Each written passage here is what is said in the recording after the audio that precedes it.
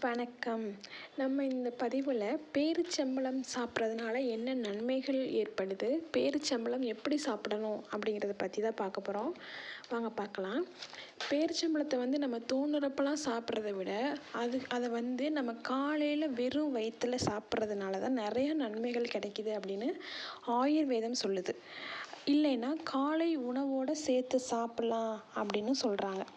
பேரிச்சம்பழத்தில் என்னென்ன நன்மை இருக்குது அப்படின்னு பார்க்கலாம்.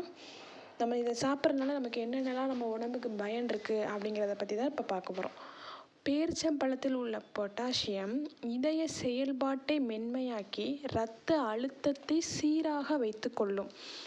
எனவே பேரிச்சம்பழம் சாப்பிட்டு வந்தால் இரத்த அழுத்தத்தை கட்டுப்பாட்டில் வைத்து கொள்ளலாம்.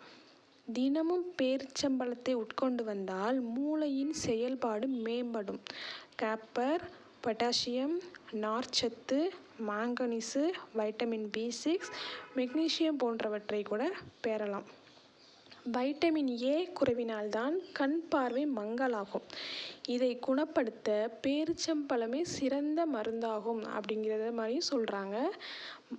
மாலைக்கண் நோயால் பாதிக்கப்பட்டவர்கள் பேரிச்சம்பழத்தை தேனுடன் கலந்து ஊற வைத்து சாப்பிட்டு வந்தால் உடலுக்கு தேவையான எல்லா ஊட்டச்சத்துகளும் கிடைக்கும்.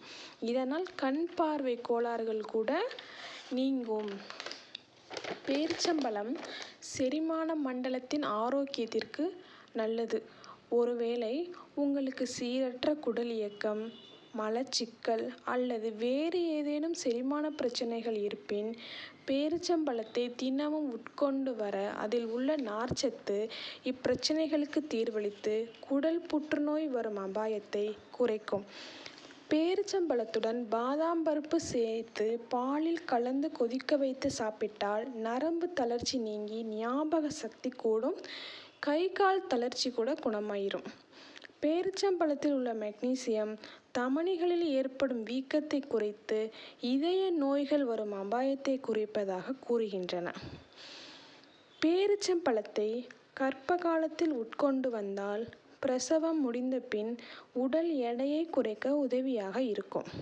பேரிச்சம்பழத்தில் உள்ள அதிகப்படியான இரும்பு சத்து உடலில் இரத்த அணுக்களின் அளவை அதிகரித்து இரத்த சோகை வரும் அபாயத்தை குறைக்கும்.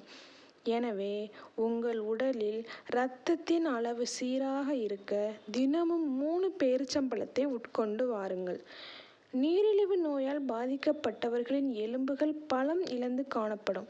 இவர்களுக்கு கால்சியம் மற்றும் இரும்பு சத்து தேவைப்படுவதால் தினமும் 2 பழம் வீதம் சாப்பிட்டு வந்தால் உடலுக்கு தேவையான சத்துக்கள் கிடைக்கும். நன்றி.